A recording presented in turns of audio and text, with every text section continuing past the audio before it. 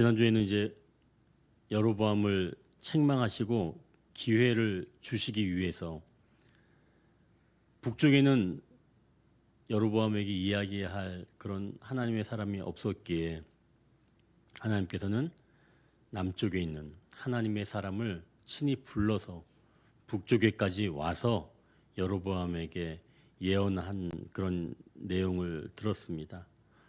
그런데 오늘은 바로 그 하나님의 사람의 죽음에 대해서 우리가 함께 나누기를 원합니다. 먼저 모든 문제가 어디에서 시작하는가 본다면 아마 결핍인 줄 압니다. 여로보암이 왕다움 그것을 잃어버리고 불안해하기 시작할 때 그는 육신을 따라 살아가기 시작합니다. 그러니까 그는 그 결핍을 자기만의 방식으로 얻으려고 했던 거죠.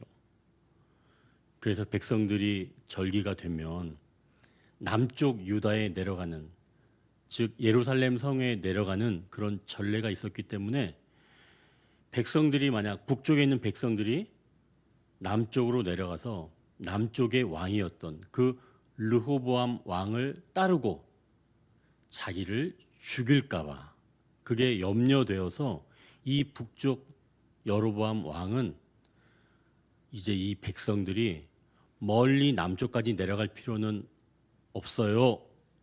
이렇게 하면서 맨 위에 있는 북쪽 단 지역에 제단을 만들고 또 남쪽 지역 베델에도 제단을 만들어서 북에 있는 사람들이 예루살렘까지 내려갈 필요가 없게 만들어 놓은 겁니다. 거기서만 그치지 않고 오늘 우리가 마지막 구절에서 읽은 것처럼 이 여로보암은 레위 지파로 제사장을 삼지 않고 일반 백성들 자원하면 누구나 다 제사장이 되도록 길을 열어두었습니다. 그리고 심지어 절기까지 날짜를 바꿔서 그들의 편의를 제공해주는 그런 일을 한 사람이 바로 여로보암이었지요. 이것은 결국 자기의 길을 만들어서 다윗의 길을 따르지 않고 자기 육신의 길을 만들어서 자기의 결핍을 채우려고 했던 그런 사람이었습니다. 자, 그런데 이제 오늘 본문에서 또 다른 결핍의 사람이 등장합니다. 11절을 보십시오. 11절에 보니까 베델에 한 늙은 선지자가 살더니 여기서 왜 선지자를 그냥 선지자라고 하지 않고 여기서 좀 보니까 어떤 선지자요? 늙은 선지자. 나이가 많아서 100살이 넘어갔을까요? 아마 그러지는 않을 줄 압니다. 도대체 왜 이 사람을 늙은 선지자라 했을까요? 그 11절 하반절 좀 연이어서 보십시오. 보니까 베델에서 일어난 그 일들을 아들들이 와서 알게 되었다고 말씀합니다. 베델에서 일어난 일이란 우리가 지난주에 나눴던 것처럼 하나님의 사람이 베델 제단에 올라와서 이 제단을 향해 분향하는 그런 제사장을 이제는 불사르겠다 라고 이야기했던 거죠. 또 그 모습을 보고 여로보암이 손을 뻗어서 그를 붙잡으라 라고 명했는데 그때 이 여로보암의 손이 말랐던 그런 것도 우리가 지난주에 나누었죠. 이 모든 일을 이 늙은 선지자의 아들들이 아버지 늙은 선지자에게 이야기를 해줬다는 겁니다. 여러분, 선지자는 어떤 사람인가요? 선지자는 하나님의 말씀을 알고 또는 대언하고 또는 깨닫고 선포해주는 바로 그런 사람이 선지자입니다. 그런데 지금 베델에서 일어나고 있는 이 일을 선지자가 아무것도 모르는 거예요. 오히려 아들들을 통해서 그 이야기를 듣고 있는 겁니다. 그러면 지금 이 선지자는 선지자다움, 이런 선지자다움을 잃어버리고 있었던 거죠. 그래서 자기가 원래 하나님의 일을 더 잘 알아야 되는데도 불구하고 아들들에게 그 소식을 듣고 있는 겁니다. 그래서 이 사람을 늙은 선지자 이렇게 지금 이야기하게 된 거죠. 왜 그랬을까요? 왜 이렇게 늙어버렸을까요? 이 사람은 왜 하나님의 말씀을 자기가 직접 듣지 못하고 그것도 아들들에게 모든 이야기들을 듣게 되었을까요? 이것은 베델이 하나님이 아닌 금송아지를 만들고 제단을 드리고 제단에서 제사를 지내고 있는데도 이 선지자는 거기에 대고 한마디도 이야기하지 않았던 겁니다. 이건 잘못됐습니다 라고 하는 영적 각성을 준 것도 아니죠. 그러니까 자기의 그 직임을 올바르게 사용하지 못하고 있었기 때문에 점점 이 사람은 영적으로 둔감해지기 시작한 거죠. 그래서 이는 늙은 선지자가 되어 간 겁니다. 그 침묵으로 인해서 말이죠.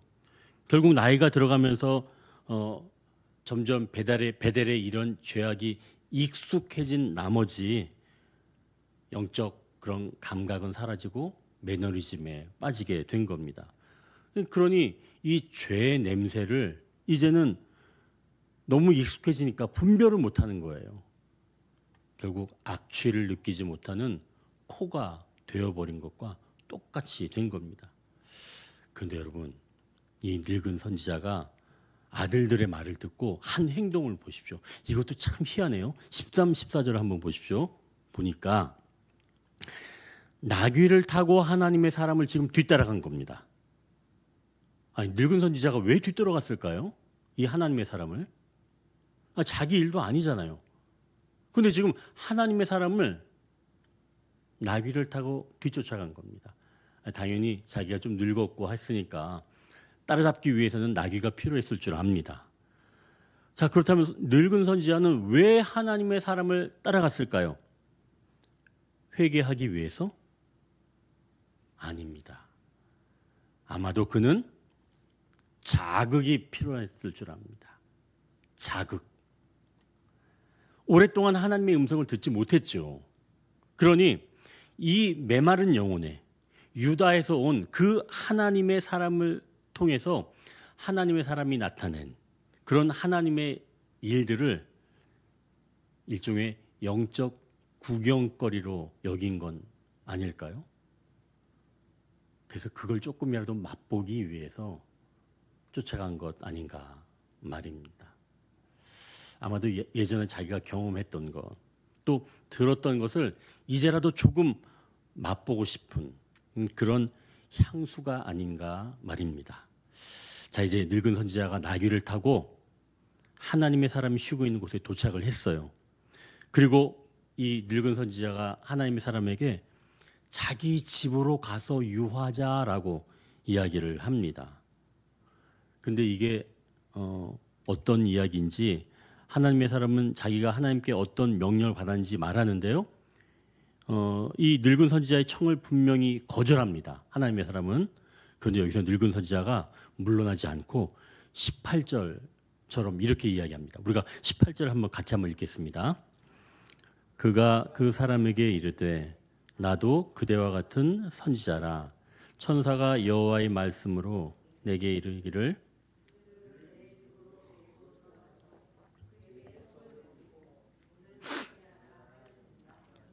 이는 그 사람을 속임이라. 이게 뭐라고요? 속임. 이게 진실이에요? 아니에요. 하나님께서 이렇게 말씀하신 적이 없어요. 이것은 하나님의 사람을 속이는 겁니다. 그럼 늙은 선지자 왜 이렇게 거짓말을 할까요? 그도 육신적인 사람으로 변하게 된 건 아닐까요? 마치 여로보암처럼 말입니다. 그러니까 하나님의 사람을 시기했거나 또는 자신의 무너진 영성을 오히려 과시하기 위해서 자기가 경력을 무기로 사용한 것 아닌가 말입니다. 베델에 그 냄새나는 곳에 너무나 오래 있다 보니까 이제는 선지자라도 거기에 동화되어 버린 거죠. 자, 이러한 속임, 유혹에 하나님의 사람이 어떻게 했는지 우리가 19절을 같이 읽겠습니다. 이에 그 사람이 그와 함께 돌아가서 그의 집에서 떡을 먹으며 물을 마시니라. 지금 하나님의 사람이 늙은 선지자의 말을 듣고 다시 지금 베들 쪽으로 돌아간 거예요. 굉장히 뼈아픈 실책입니다. 아니, 왜 하나님의 사람이 이렇게 속게 되었을까요? 앞에 있는 14절을 한번 보십시오. 14절 보니까 같이 한번 읽어보겠습니다. 하나님의 사람을 뒤따라가서 상수리 나무 아래에 앉은 것을 보고 이르되 그대가 유다에서 온 하나님의 사람이냐 대답하되 그러하다. 여러분, 여기서 어떤 걸 발견할 수 있어요? 하나님의 사람이 지금 하나님의 사람은 아직 베델에서 벗어나지 않았습니다. 그렇죠? 아직 유다에 도착한 건 아니잖아요. 예루살렘에 도착하지도 않았는데 지금 벌써 이 사람은 어디에서 쉬고 있어요? 상수리 나무에서 지금 쉬고 있어요. 큰 일을 마친 뒤에는 이제 좀 쉬어도 되겠지라고 무장 해제를 해버린 겁니다. 영적으로 긴장감을 이제는 놓게 된 거예요. 사역자는 항상 영적 긴장감을 유지해야 합니다. 더구나 육체적, 정신적 이런 위로에 취약해진 상태에서는 동료 의식이라는 함정에 빠질 수가 있다는 거예요. 누구한테 빠진다고요? 동료. 그러니 여러분, 가장 위험한 유혹은 대적이 아니에요. 오히려 내가 느슨해져 있을 때 거짓된 위로, 그것에 빠지는 확률이 아주 높습니다. 그러니 우리는 어떤 것을 분별할 줄 알아야 되냐면 거짓된 위로, 이걸 분별해낼 줄 알아야 하겠죠. 제가 예전에 어느 분을 제가 이제 상담을 좀 하게 되었는데 그분한테 제가 말하지도 않은 걸 그분은 꿈에서 제가 이야기를 했다라고 하는 거예요. 그러면서 목사님이 저한테 이렇게 말씀해 주셨는데 그 말씀을 듣고 이상하다, 목사님이 이렇게 하라고 하실 분이 아닌데 라는 생각이 들었다는 거예요. 그래서 이대로 따라하면 안 되겠다라고 하는 걸 결심을 했다는 겁니다. 아니, 꿈에서 목사님이 이야기한 것 들어보니까 목사님이 평소에 이야기했던 것과는 다르기 때문에 그걸 따라하지 않기로 결심했다는 얘기예요. 그 성도는 참 잘한 거죠. 그러니까 꿈에서 목사님이 나왔는데 평소와 다르게 이야기해요. 그걸 믿으면 안 되는 거예요. 그 성도가 아주 잘 분별한 겁니다. 아무리 목사라도 꿈에서 다른 이야기를 하면 그건 따라갈 이유가 없는 거예요. 그러니 우리가 이제 첫 번째 기도 제목은 거짓 위로에 속지 않게 하옵소서. 여러분, 거짓된 위로에 속으면 안 돼요. 항상 우리를 위로를 한다고 막 다가오는데 이게 진짜 위로인지 아닌지 그걸 살펴봐요. 나를 대적하는 말들은 우리가 좀 잘 견디는데 거짓 위로에는 홀딱 넘어가는 생각이 많다는 얘기죠. 그러니 뭐를 조심하라고요? 거짓 위로. 이런 건 사실은 혼자 있을 때도 많습니다. 너 수고했어 쉬어 하면서 아주 유혹을 하죠. 그러니 우리는 잘 분별해야 합니다. 거짓 위로가 어떤 것인지. 자, 이제 우리가 21절, 22절을 한번 같이 읽겠습니다. 그가 유다에서부터 온 하나님의 사람을 향하여 외쳐 이르되 여호와의 말씀에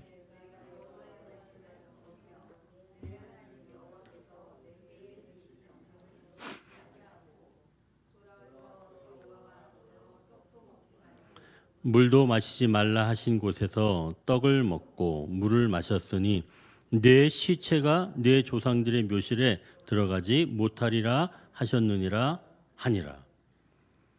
지금 이게 어떤 상황이냐면 늙은 선지자가 하나님의 사람을 집으로 데리고 와서 물도 주고 떡도 주었는데, 그런데 갑자기 이 늙은 선지자가 하나님의 사람한테 저주를 퍼붓는 겁니다.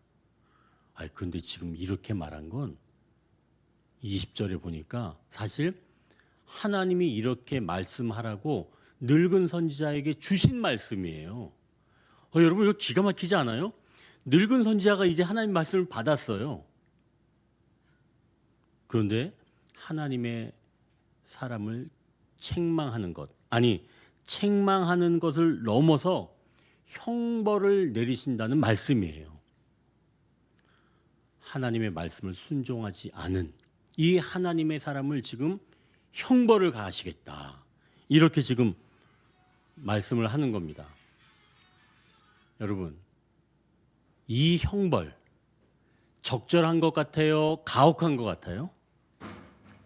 가혹한 것 같죠? 이거 내가 봐도 가혹한 것 같아요. 아니요, 어떻게 이렇게 하나님의 사람인데, 일을 열심히 했는데 그 거짓 위로에 속았다고 이렇게 가혹한 형벌, 아니 내 시체가 내 조상들의 묘실에 들어가지 못하리라, 이런 가혹한 형벌을 내리는가 말입니다.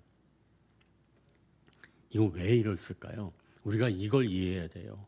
이것은 곧 하나님이 전한 메시지, 이 하나님이 전한 메시지에 엄중함이 있다는 겁니다. 여러분, 어떤 엄중함이요? 하나님의 말씀에 대한 엄중함, 이게 있다는 거예요. 이것을 제대로 지키지 않았을 때 형벌은 이렇게 엄중하다는 겁니다. 여러분, 보통 얘기가 아니죠? 내 시체가 내 조상들의 묘에 들어가지도 못한다는 얘기예요. 그러면 다른 말로는 객사한다는 얘기겠죠. 자, 그럼 왜 이것을 이렇게까지 하느냐, 왜 엄중하게 이것을 하느냐라고 한다면, 하나님의 사람이 그동안 전했던 메시지 어떤 거였나요? 여로보암에게 전한 메시지였죠. 남쪽 유다의 요시야 왕이 나타나서 이쪽 북쪽에 있는 모든 산당 그리고 제사장들을 다 없앨 것이다 라고 하는 메시지를 전했단 말입니다. 그러면 만약 하나님의 사람을 그대로 내버려 둔다면 그 사람이 전한 메시지도 별것 아니네 라고 해버릴 수 있잖아요. 그래서 하나님은 하나님이 전한 그 메시지의 엄중함을 지키시고자 하나님의 사람을 이렇게 형벌을 가하신 거죠. 그러니 메시지를 전하지 않은 사람이 불순종했을 때 그냥 넘어간다면 그것이 흠이 될 수 있으니까 믿는 사람들, 또 안 믿는 사람들에게 영적 본이 되기 위해서 하나님은 무뎌진 그 사람, 그 하나님의 사람을 에게 형벌을 가한다라고 말씀하신다는 겁니다. 자, 다시 한번 말씀드리지만 하나님의 말씀에 엄중함 있다는 것을 여러분 기억하십시오. 말씀을 전하는 사람보다 그 말씀 자체가 엄중한 겁니다. 자, 이제 늙은 선지자의 이 선포가 진짜 하나님의 사람에게 임하였는지 우리가 24절 같이 한번 읽겠습니다. 24절. 이에 그 사람이 가더니